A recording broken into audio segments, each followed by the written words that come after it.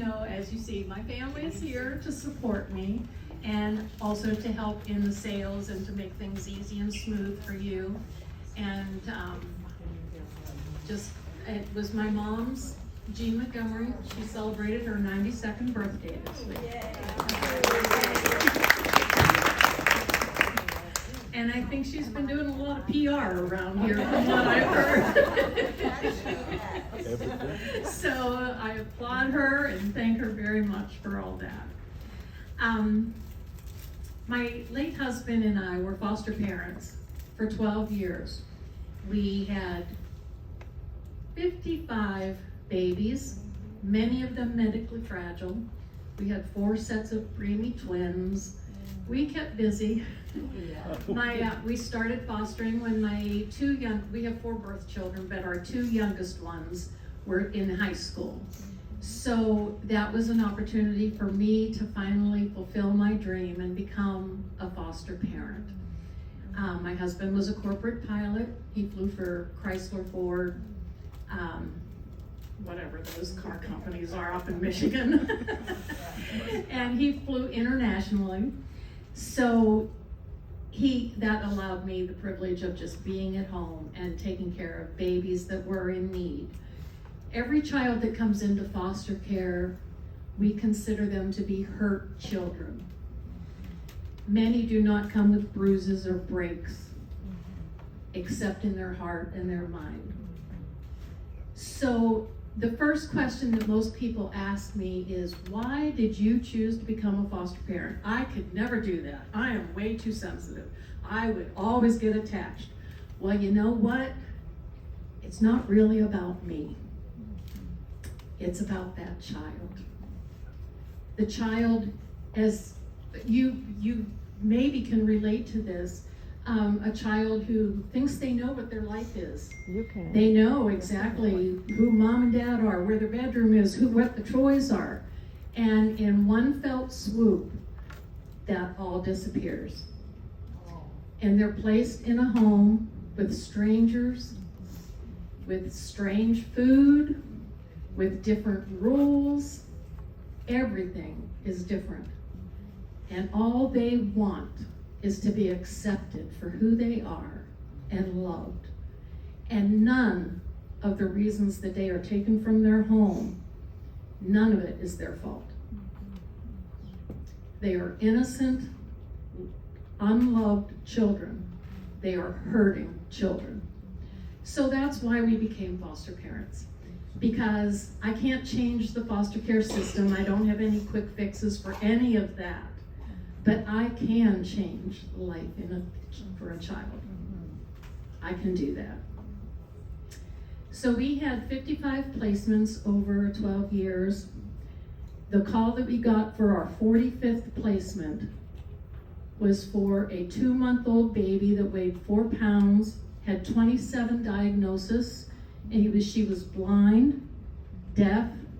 She was born with no skin on her hands or feet. She had a communicable disease. I always have a hard time with that. And she fetal alcohol, cocaine, brain bleeds, sepsis, the list goes on and on.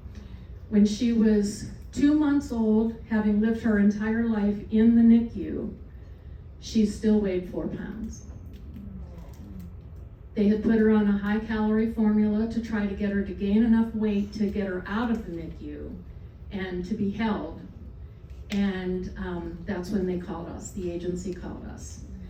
At the time, it was a hard call to hear, a hard call to take, because this child's life would depend on me. I'd have no medical knowledge, except for what I was taught through foster care with each child's needs. I'm just a high school graduate, just a mama. I was just a mama. And I loved every minute of parenting. So when I got the opportunity to continue my parenting experience with children that actually need that love and attention, that's when I jumped, that's when I grabbed it. So when they called us for this baby that was supposed to die, it was just a new thing for us to consider. So when I got the call, I said, I'm sorry, I'm gonna have to talk with my husband about this.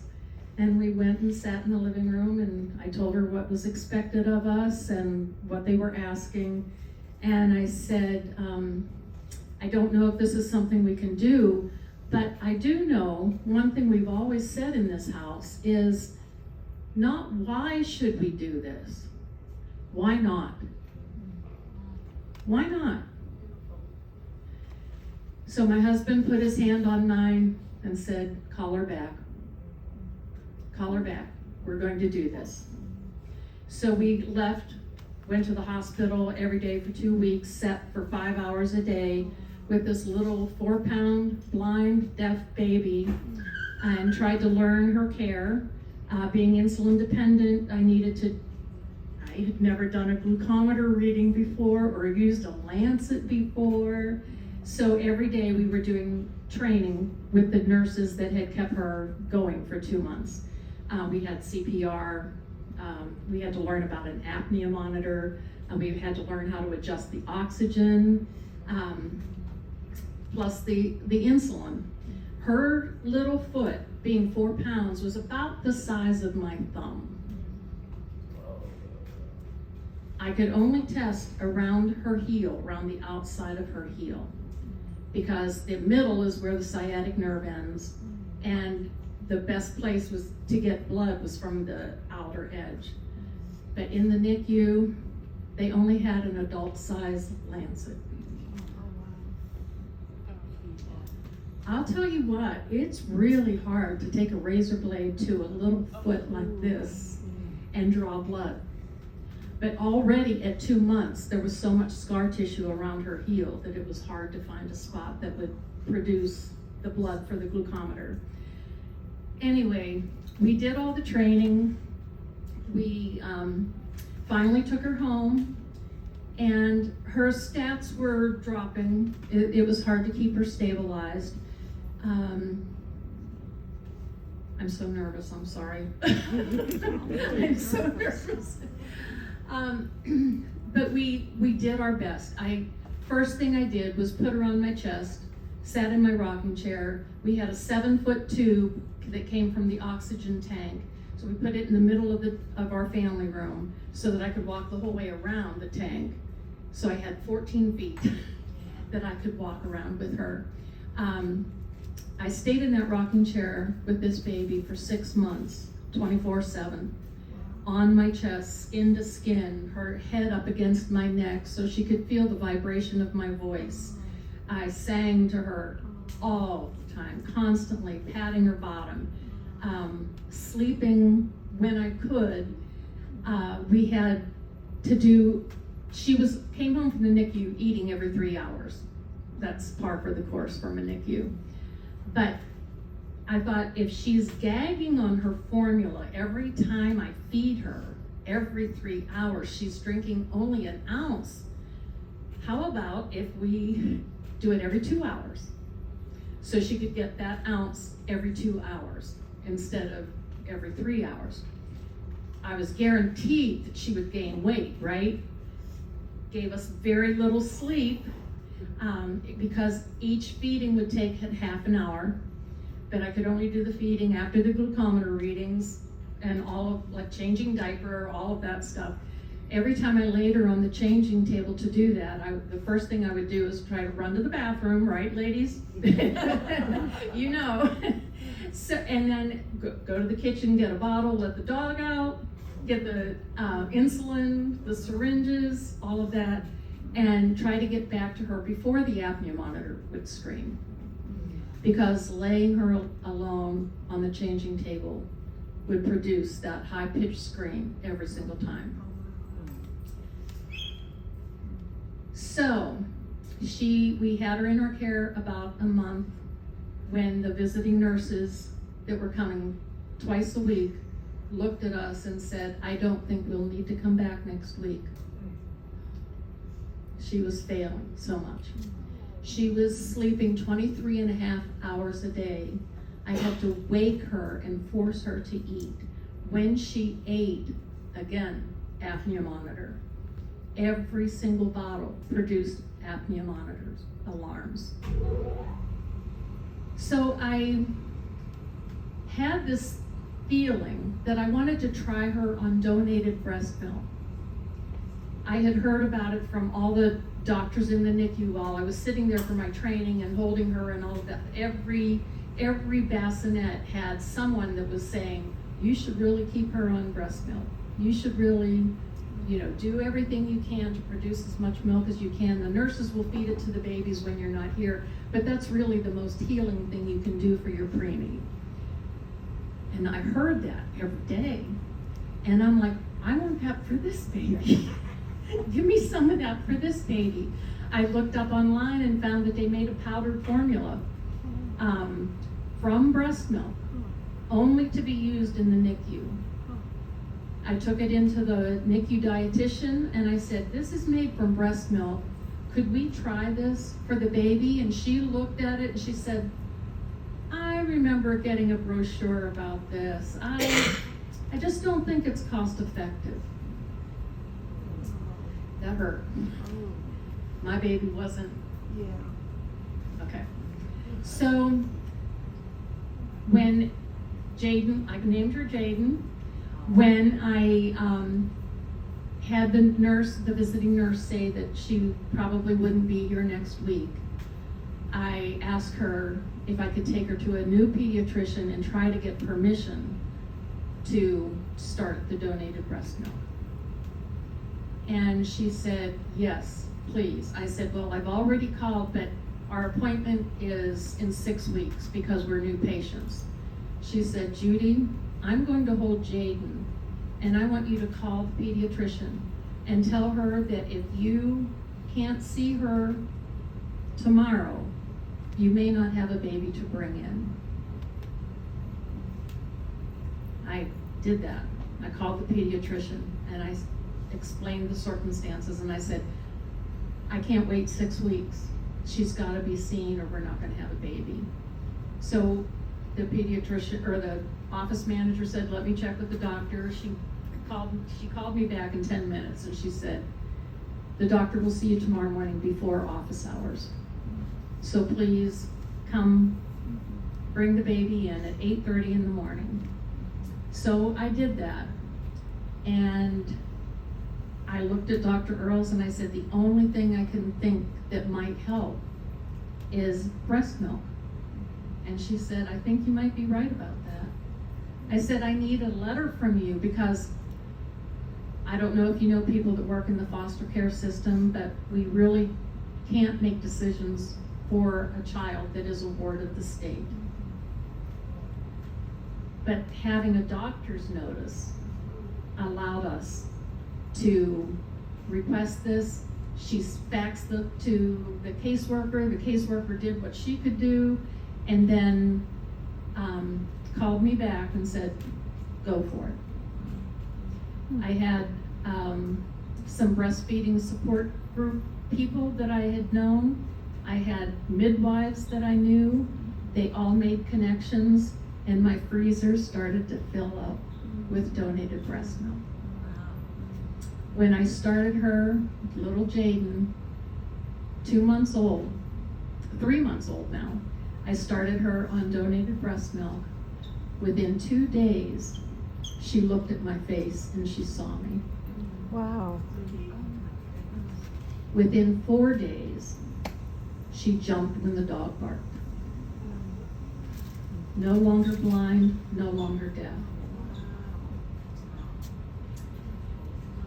So we ended up with 350 pumping mamas from 10 states and Canada providing milk for this little baby. So when she was 9 months old, they did an MRI because she only weighed 11 pounds. And they said, we got to figure out what's going on with this pancreas. She's been insulin dependent since birth. What's going on? What's the condition of the pancreas? Does she even have a pancreas? So they did an MRI and found that she indeed did not have a pancreas. She was born without a pancreas. And nobody really knew what to do with that. That the doctors hadn't ever heard of that. So they put us in the hospital for 2 weeks with specialists all around this baby, trying to figure out a maintenance plan to keep her from failing. They wanted to do everything they could in their power. So we had dietitians and geneticists, and I think we had 7 or 8 specialists every single day around that baby's bed. So that's the story, pretty much. I'd like to read a little bit from the book so you can hear the style of writing, and I'll just do little excerpts, about a 10-minute reading. And then after that, what I'd like to do is just answer some questions. Okay? So Sonia's going to hold my microphone because we don't have a stand. My sister. Younger. You didn't know that, did you? You thought she was. All right. The book is Just Hold Her, and these are just excerpts. That morning with John was the last time things made sense. John was home Friday, eyes fixed on the TV as Captain Sullenberger answered questions about the Hudson River landing. His tuna sandwich sat untouched. I was in the kitchen working on a floral arrangement for the dining room table, just a small touch to make the house feel less empty. The phone rang. Caller ID read, Ennis Center for Children. Beth's voice made me sit up. Our foster care caseworker didn't usually sound so careful, but that morning her tone was soft and measured. My body braced. I gripped the phone and steadied my breath. Mrs. Wright, she said gently, would you consider taking care of a baby girl born 2 months early with serious complications and not expected to survive? The room went still. We were used to hard calls. We'd taken them before, but this little girl hadn't even left the NICU. I was scared, and as the fear tightened, a voice rose within me. Beth continued, her composure thinning. There's nothing optimistic in the report, she said. This infant has survived a horrific first 8 weeks of life. The hospital staff believes NICU level care is no longer helping her. She paused, her voice shaky. Would you please just hold her until she dies? I heard her exhale as if she'd been holding it all morning, then silence. I need to speak to my husband and I'll call you back. I held the last red rose of the floral arrangement when the hollow dial tone snapped me back. My stomach flipped. I set down the phone loud enough to cut through the TV's drone. John looked up. I had his full attention. My whole body shook when I told him. A baby girl born 2 months early, they don't think she'll make it. The words kept going, spilling into the air before I could catch them. He listened, then leaned back and let out a slow breath. How are we supposed to let go of that? He asked. He named the ache we knew too well, letting go. Some children go home, some move on. It never gets easier. This baby wouldn't be going anywhere. She would die in our care. I settled into my recliner beside John. Dudley curled up on my lap, ears perked as if he understood every word. We talked about our 4 grown children, doing well on their own.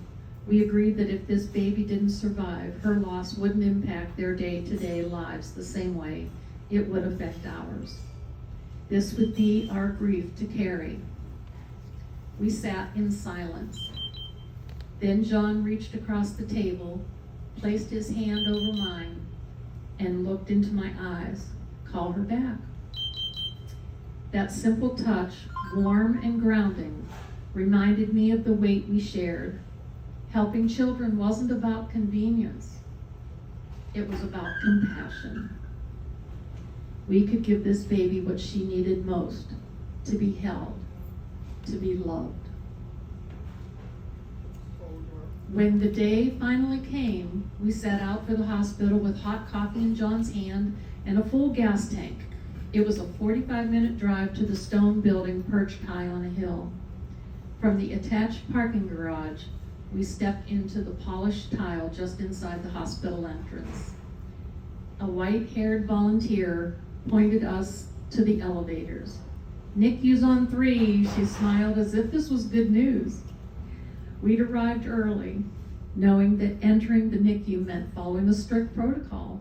Walking in was like stepping into another world, bright, sterile, and humming with quiet urgency. Every beep and rustle had meaning. I didn't speak the language, not yet, but I could feel the weight. Sunlight poured in through the windows, casting a warm June glow across the floor, yet I shivered. I reached for John. His palm was damp, but he gripped back. We stood there side by side, but neither of us felt steady. The door clicked shut behind us. Before we could take another breath, the caseworker from DHS appeared. No smile, no introduction. Her boxy gray suit looked like armor. She spotted us by the nurse's station and walked over briskly, clipboard in hand, wasting no time on pleasantries. She launched into the baby's case. Moments later, Nurse Carolyn joined us. Her hair was pulled tightly in a bun, and her cheerful Disney scrubs clashed with the heaviness in her eyes. She stepped in where the caseworker faltered, filling in the clinical details with calm precision. The more she spoke, the smaller I began to feel. I didn't need a speech.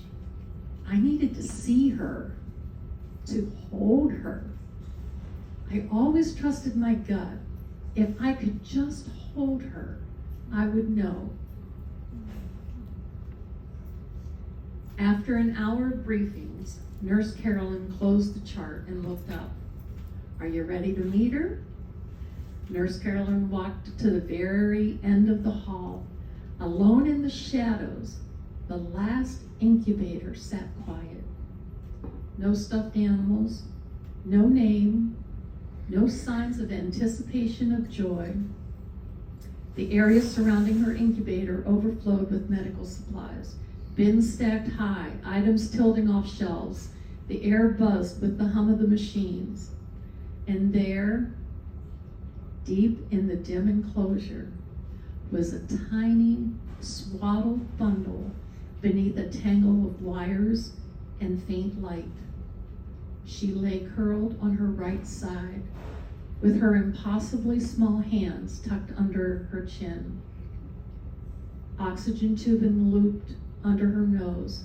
Wires spilled out from beneath the familiar blue and pink striped blanket, each one tethered to a machine keeping watch. Someone had placed a small green bow on the crown of her head, the color vivid against her soft black curls. Sleeping, still fighting, and somehow mine to hold. 2 hours after we arrived, Nurse Carolyn finally opened the incubator. I lifted the 4-pound newborn into my arms, careful not to disturb a single wire or tube. Just hold her. The words echoed. My heart swelled. Tears slipped down my cheeks as my arms folded around her. I cradled her close, watching her chest rise and fall with quiet determination. Around us, nurses gathered, sharing pieces of her story, how she fought for her very first breath, and everyone since, defying the odds. What this baby needed wasn't medicine or machines. She needed a place to belong, and that's what we would give her. Not a cure, a place in this world, a place in our home. Our first night at home was chaotic, as they always were. But chaos usually didn't come with medical equipment taking up residence in our family room. We positioned the oxygen tanks so the 7-foot tubing could reach the rocker and the changing table. The oxygen hissed. I kept the X-ray apnea monitor leads within reach. Bottles, sterilized and sorted, sat in the colander. The changing table held diapers and wipes in a warmer. The shelves carried what we needed most: the glucometer, syringes, alcohol wipes, and cannula tubing. Every surface was arranged with purpose. The path between stations was tight, deliberate, just enough space to pivot, prepare, respond. Among all the supplies, the wipe warmer was the only thing that looked familiar, comforting even. Then there was the musical mobile, part of every baby's setup. One last touch to make it a nursery. I clipped it onto the changing table. Jaden couldn't see it. She couldn't hear it, but it didn't matter. It was tradition. It was love. It was our way of saying, you belong here. You are wanted. You are home.